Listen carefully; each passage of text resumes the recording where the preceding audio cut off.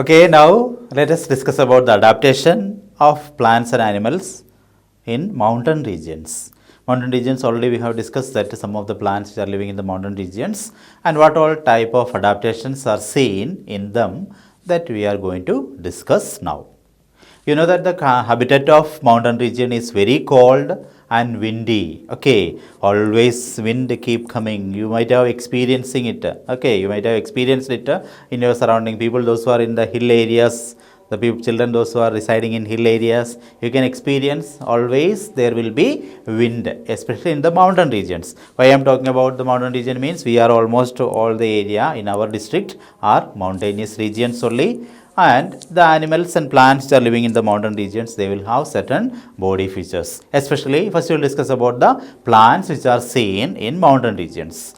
Already I told you, and these mountain regions, plants which are living in the mountain regions, they will have conical shape that we have discussed.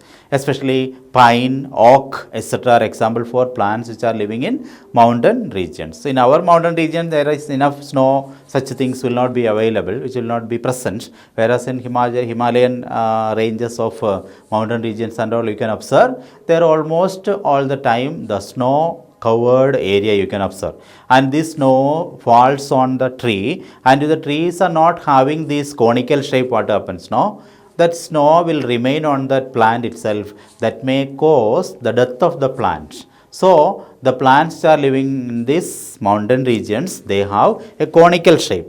Because of conical shape, whenever snowfall is there, those snows will be slide off from the leaves very easily.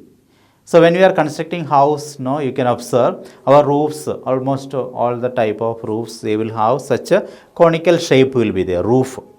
Flat roofs are also there, and conical type of roofs are also there. And this conical type of roof is there for the home. Whenever it rains, that water will go outside very easily somewhere. Okay. Otherwise what happens, this water will remain on the surface of this flat roofed buildings, concrete buildings and all, you can observe, if it is flat roofed, there may be a chance of stagnation of water in our roof. Then what we will do, we will keep some pipe connection so that this water will flow outside through the pipes. Otherwise you have to keep it keep the roof just like slope roof. Through slope roof, the water will go outside very easily. In the same way, plants also, if their shape is just like a pointed shape, whenever snowfall is there, those snow will be slide off from the leaves very easily. And again, pine trees. In pine trees, their leaves are needle-like. The needle-like leaves, there is no place of snow to stay. Whenever snow falls on the needle-like leaves, immediately it will be washed away from the leaves. So these all are some of the adaptation which you can observe in plants in mountain regions. Like that, some animals are also live in that area, and the animals which lives on that mountain regions mainly yak, snow leopard, etc. and mountain goats. Okay, mountain goats, snow leopards. You know that in our one place is there, Munnar, Neelakurinji is there. Neelakurinji, have you heard about it? Neelakurinji. And there one more speciality is there, Varayad. Okay, that is a speciality of those forest area. And these mountain goats, okay, they all are goats only. They are moving over these mountains in a steep mountains and all. Without falling anywhere, they will be able to move freely from one place to another place. Even though the hill is slopy, they will not be falling from one place to another place. Okay, in such a way they have adaptation. That means the mountain goats, they have hoofs which will give enough grip for them to move through the steep mountains. That is an adaptation. Yak, you can find throughout their body long hair is there. Because the climate is very cool, I told you snowfall also will be there in such area. So there, in order to make their body warm, they will have long hair over their body. It makes this yak or other animals body warm. Again, snow leopard is there, snow leopards, snow bear. Okay, Dhruva Karadi, have you heard about it? Snow leopard, snow bear and all. They have, their body is also covered by means of thick fur. Okay. Not that very long type, but their body is having thick fur, short hairs are there. And throughout their body is covered by means of very thick fur. And even in between the toes also they will have this fur so that they will not be allowed to be affected by this coldness. Okay, animals which are living in the mountain regions, they will have long hair, example yak, and snow leopard, snow bear, etc. They have thick fur on their body which protects them from highly cold condition. Okay, and we will not be able to identify them. Suppose if a snow leopard is sitting on a particular area of snow, we will not be able to recognize them easily because both their body surface and snow covered area also looking somewhat same only. Only if they will move, we are able to understand that is a living thing. Otherwise, the color of the body is matching with the surrounding. That is also a type of adaptation only. Okay, that is also a type of adaptation. The color of the snow leopard is matching with the surrounding snow. So when you look from far, we will not be recognized easily whether that snow leopard is there or not. But when we go close, we will be able to see because of their movement, we are able to understand that is a living thing. Otherwise, from faraway places, if snow leopard and snow is together, we are not able to identify them easily or recognize them easily. That's also a type of adaptation. You know, chameleon. Chameleon is able to change its color according to the surrounding, so that we will not be able to recognize them very easily. If a green colored frog is on green algae, when it sits, we are not able to recognize them easily. Okay, so these all are the color. We studied that in previous class, camouflage we will say. Okay, that nature, that speciality is known as camouflage. Camouflage means the body color is matching with the surrounding, then we can say that is camouflage. Example, chameleon. This polar bear, all are example for they are showing camouflage. Their body color is matching with the surrounding. That is also an example for adaptation seen in animals which are located in mountain regions. Now let us study about the adaptation which are seen in animals of grassland. Okay, grassland is an example for a habitat, desert, forest, mountain regions. All these are example for terrestrial habitats. Okay, grassland is one among them. Now we are going to study about the animals which are available in grassland and how they are adapted to live in that particular area. You know that the two examples are mentioned here. One is lion. You know, lion is an animal which hunt and kill other animals for its food. Okay, so lion is a predator, we can say. It will kill other animal. It is a carnivorous animal. Carnivorous animal means animal which eat the flesh of other animals.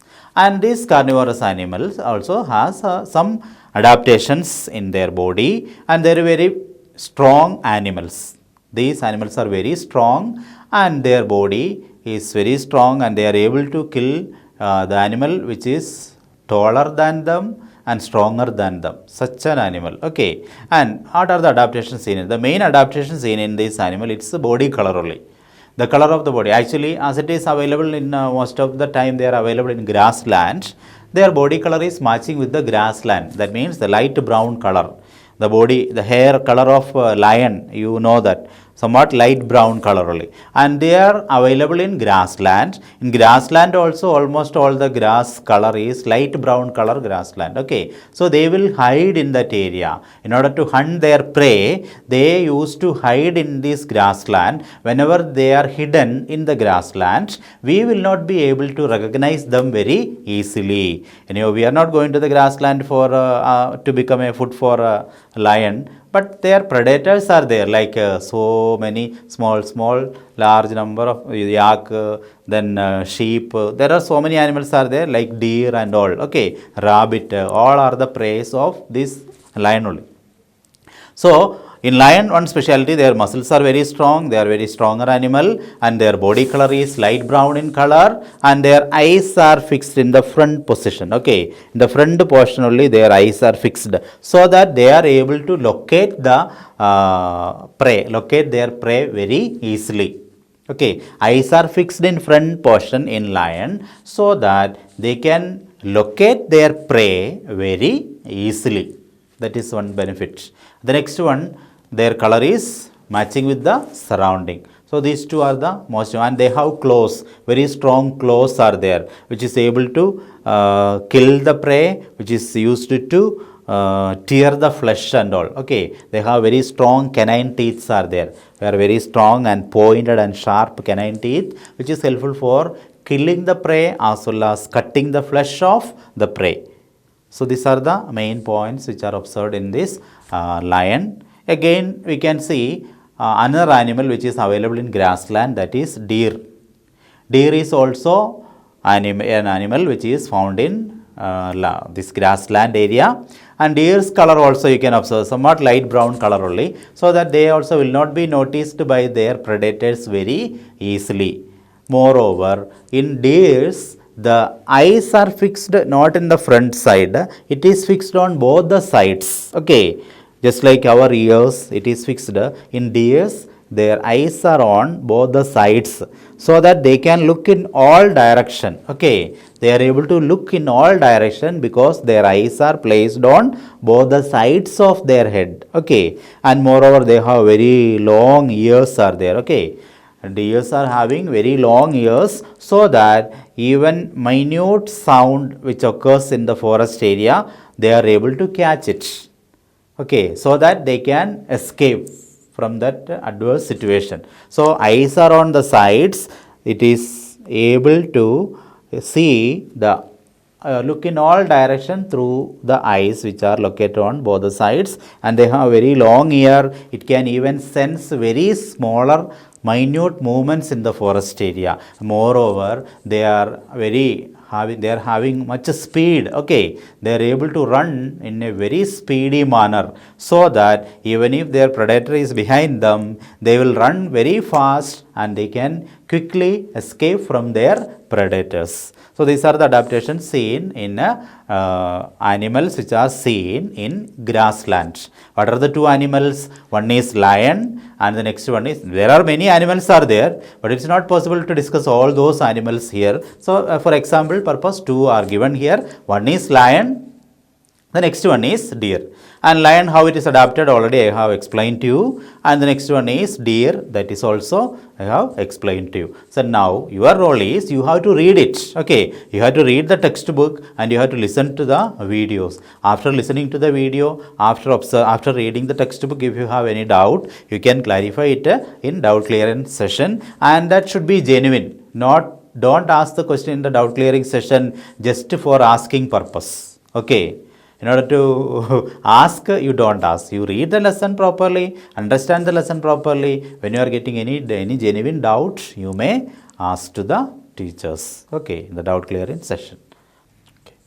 Okay, now let us discuss about some of the examples of aquatic habitats. Okay, what are the aquatic habitat? We have already explained to you. I have already explained to you. So, example for aquatic habitats are ponds, rivers, lakes, ocean, etc. Okay, ponds, rivers, lakes, ocean, etc.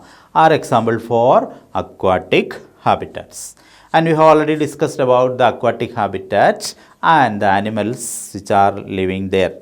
Mainly we have discussed about fishes, their body shape and how they are protected, how they are able to move, that all we have discussed. Almost all the animals which are seen in the aquatic ecosystem, they will have streamlined body shape. What is streamlined body shape? A body shape in which the middle portion of the body is broad, whereas the front and back end, they are pointed. Such a shape. You know how boats are there, our boats, houseboats and all, you can observe the middle portion is broad, whereas both the ends are pointed. Like in ship also you can find middle portion is broad, front portion and back portion is pointed. Aeroplane you can see the front portion is pointed, back portion is pointed, but the middle portion is broad. And why I am saying again and again means you ask this question again and again to me in the doubt clearance session. So streamlined body shape means a body shape which is having a broad area in the center and both the ends are pointed. Such a shape is known as streamlined body shape. Almost all the animals which are live in that in the aquatic ecosystem, they will have streamlined body, whereas some exceptions are also there. For example, squids and octopus, they are not having the streamlined body shape. Generally, they will not have the streamlined body shape, but during the time of movement, they will make their body shape streamlined. Okay, generally they will not have. Octopus and all, you can observe, they will have it like this a shape, and they have tentacles which is open very widely like this. Okay, but when they move from one place to another place, these widely arranged tentacles, they will all bring together and they will attain a streamlined body shape, so that they will move from one place to another place in an easy manner. Okay, then what about the respiration? I told you they are respiring the oxygen which is dissolved in water, especially fish and other organisms. Whereas dolphins and whales, you know that they are the largest animals. Okay, whale is the largest animal, blue whale, you know that it is that is staying in water only. And these dolphins, whales, etc., example for mammals only. We are mammals. Cow, goat, sheep, elephant, all are mammals. Whereas our two representatives are staying in water also. Okay, they are, one is whale and another one is dolphin. Whale and dolphin, they are example for aquatic mammal.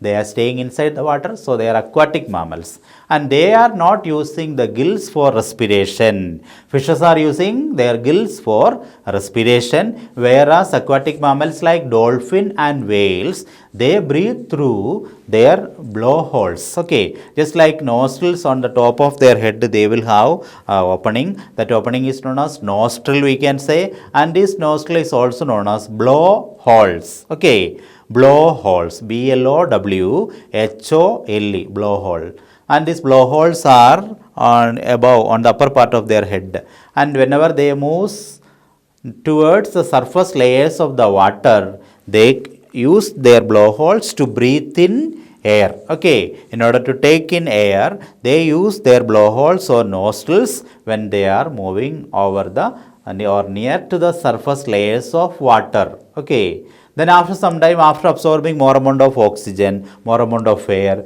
they may even go deeper into the ocean. Whenever it moves deeper into the ocean, they can stay for a long time inside the ocean without breathing. Because one time when they move near the surface, they absorb maximum amount of air. With that, they are able to survive. Again, for a long time, if they are not able to come outside also, they can survive inside the water with the absorbed amount of air.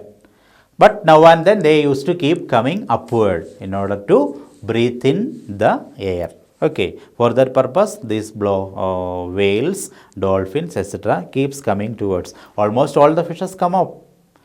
And these dolphins, they are using gaseous air. So they used to come up, now and then they used to come up in order to take air through their nostrils. What is the other name of nostrils in dolphin and whale? That is blowholes. Okay, blowholes. Example for aquatic mammal, dolphin and whales. Where are they found? Mammals generally found on terrestrial ecosystem. But I told you there are an example for exceptional case. Some are living in water, that is dolphin and whales. They are found in water. Okay, children, now we have discussed about a wide variety of habitats and two examples of animals which are living in those habitats. Okay, regarding desert we have discussed about camel. Grassland we have discussed about lion and deer. Again, mountain goat, sheep, like that, related to mountain regions. And now let us discuss about some plants. Okay, plants. There is a wide variety of wide species of plants are available in our surrounding area, but it is not possible for us, all of us, to go and observe all these plants from our surrounding area. So our surrounding area, what is available, we are able to observe it, but there are wide millions of species of plants are available. So related to that, all studying directly, it is highly impossible. So for that, if you observe a herbarium, you will be able to get maximum information about plants all over the world. Okay, if you are able to visit a herbarium, or if you are able to study about a herbarium, you can study more examples from plants all over the world. Then what is herbarium? Actually, it is a collection of specimens It's a collection of specimen, collection of plant parts. In order to study about their leaves, structure of their root, etc. Collected leaves. So, for example, one plant is available in our area. I mean, you all are familiar with the cardamom plant. If whenever anybody asks about cardamom plants to you, you have a ready-made answer with you. But if someone is asking some doubt about a plant which is in Russia, or which is in America, or which is in some other European countries, then you will not be able to say its name. So, in order to making us aware about all these plants which are present all over the world, in some museums and all, you can observe herbarium collection will be there. Herbarium collection means collecting plant parts, live plant parts, and preserving it by using in a special procedure. They will be drying it afterwards, pasting it on a sheet of paper, and data of that plant is also mentioned in that. For example, that plant available in which area, that plant belongs to which family, plant belongs to which phylum, and where that plants are available, what about their climatic condition, which climatic condition they are available. Such all informations are mentioned along with the dried form of plants all over the country. And such a huge collection of specimens along with its data, that is known as herbarium, plant collection. Okay, herbarium means that is a collection of specimens of plants all over the world along with its data. That is known as herbarium collection. Okay, so if you watch or if you observe herbarium, you will be able to see plants which are not available near to us also. Okay, so in that way we are able to get a more amount of information regarding different types of plants in our surrounding. And another example for an aquatic animal which is seen in water, frog. You all are familiar that. Okay, familiar with them. And these frogs, they have a speciality. They will hop from one place to another place. During movement, they are jumping from one place to another place. And in order to remember frog only, we are conducting in our sports competition. For small children, we are conducting frog race competition also. Okay, frog jumping. Frog jumping, you all are familiar. In childhood also we were playing that, frog jumping. And frog jumping, for jumping purpose, frog use its back legs. Okay, in order to jump from one place to another place, they used to use its back legs. And its back legs are very strong, and it is used for catching the prey. Back legs are used for catching the prey. With the help of that legs, they will catch the prey. At the same time, leaping on the ground from one place to another place, they are jumping. Okay, that leaping purpose, they are using their back legs, and at the same time they have in between their toes. Okay, in between the toes they have back legs, they have some skin, appearance of skin is there. Okay, in between the toes a layer of skin, a thin fold of skin is there, and that type of feet where thin fold of skin is present between the toes, that is known as webbed feet, we will say. What is that? Webbed feet. And this webbed feet you can observe in frog, and you can observe in swan, you can observe it in ducks, especially in aquatic birds and all. You can observe their back legs, they will have webbed feet. And this webbed feet is working like an oar. What is oar? O-A-R. Oar means in order to move in houseboats and small boats and all, we are using oars. Oar means tuja. Okay, in order to push the water backside, we are using oar. So this webbed feet is acting like an oar only. It is helpful for pushing the water backward so that we automatically move forward. And the frog, duck, swan, etc., they are pushing the water with the help of their webbed feet so that they can move very freely in water. Okay, so they will have webbed feet. Frogs, they are able to live. You know, frogs are example for amphibians. You studied in your lower classes. Frogs can live in water. At the same time, they can live on land also. Because of this amphi nature. Amphi means by or two. They can live in two types of habitats.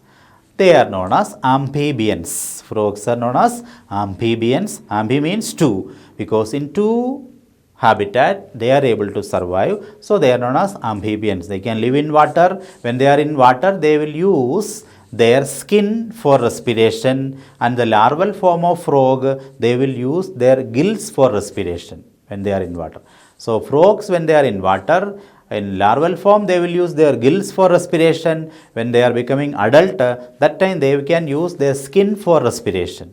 And when they are on the land, they are using their lungs for respiration. Okay, so frog has many adaptive features. They can use their gills during its larval stage. They can use their skin when they become adult. When they live in water, they can use their skin for respiration, and when they are on the land, they are able to use their lungs for the process of respiration. Okay, so these are the adaptive features which we can observe in frog. Okay, now let us study about some of the plants which are seen in aquatic ecosystem like ponds and lakes. Okay, some of the examples for plants, aquatic plants we will discuss now. And these aquatic plants are of mainly three types, okay, especially based on the nature of floating inside or outside or rooted in that on that category. It is divided into three types, and one type is simply floating, freely floating on the surface of water. You might have seen that some alga, some type of algae which are found on water. Malayalam we will say it as payal. Okay, pile, it is found on the surface of water, and these plants, they are floating on the surface of water, and they will move along with the water. Okay, as the movement of water, this algae also move from one place to another place. They are freely floating. Example, the plants names are not given in the textbook, but I will tell you, you can just understand it. Pistia is an example for such type of a plant which is floating on the surface of water. Pistia. And another plant is known as Eichhornia. Eichhornia, you might have seen that in all polluted water it will grow very well. That is called as Kulavazha. In Malayalam it is known as Kulavazha or Eichhornia, I will say. See, the Eichhornia, Pistia, etc. are some of the plants which are floating on the surface of water. Whereas some other group of plants are there, they will be floating, but their roots are fixed in the soil. Okay, in the first case they are only floating, the roots are also floating in water, and the next case is floating but rooted. For example, water lily, lotus, etc. You can observe their stem is long, hollow and light. They are having long, hollow and light stem is there. At the same time, on the top of it, the flowers and leaves will float on the surface of it. Roots are fixed in the soil. Okay, and here in aquatic plants you can find the roots are not that much deeply rooted in the soil. Okay, it is helpful for only for the plants to fix the plant in the soil. In aquatic plants, the roots are helping the plant to fix it in the soil. At the same time, the roots are of not that much well developed because they are living in water. So in order to going in search of water, it is not necessary for the aquatic plants. Sufficient water only they are growing so that they can survive in that water without any problem. Whereas in terrestrial plants, you can see the root system are widely spread. In terrestrial ecosystem, the root systems are fixed in the soil, and there they are doing two functions. One is fixing the plant in the soil, at the same time they are going in search of water and nutrients. So for searching water and nutrients, they are moving from one place to another place. Okay, but in aquatic plants, the roots are of short size. They are only fixing the plant in the soil, and water, it is readily available, so they are able to absorb water in its readily available form. They are able to absorb water. So two plants are there. One is water lily, next one is lotus. They are floating, but roots are fixed in the soil. And one more variety of plants, one more group of plants. These plants, the whole parts of the body is completely inside the water. Okay, there a small part also will not come out of the water. The whole body is under the water. Okay, so such plants are known as submerged plants. Submerged aquatic plants. Submerged means immersed in water. First one is floating, next one is floating but rooted variety, and the next one is a group of plants which are completely growing within the water. A small portion also will not be seen outside. And such plants, they will be disturbed by the water currents. The flowing water may disturb them. In order to escape from the disturbance or force created by water, their body, their plant body are just like ribbon-like structures, so that they will be very flexible and they can move along with the water currents. Or they may have very narrow leaves, so that the force of or the pressure of the water will not be affecting these group of plants. Okay, so these are the speciality. And some plants, the leaves itself in between, just like our finger, you can find there will be gap in between, so that the water may move very easily through the gap of the leaves. Okay, the leaves which are seen in submerged water plants, they are very narrow leaves, and they are very narrow, and they are cylindrical, they are very ribbon-like structures, and they are narrow.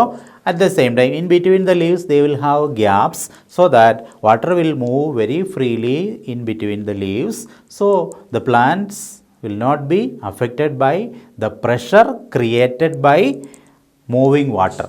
Okay, so these are the speciality. So I'll tell you the example once again. The first one, floating plants, Icornia pistia. Now you just listen the name. When you are in the higher classes, you can study about its detail.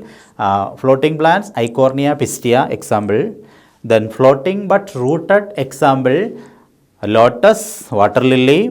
Submerged plants, that means plants which are completely growing inside the water, they are example Hydrilla and Vallisneria. These two plants, Hydrilla and Vallisneria. Okay, Hydrilla and Vallisneria. Hydrilla is having very narrow and thin leaves, very short, narrow and thin leaves are there.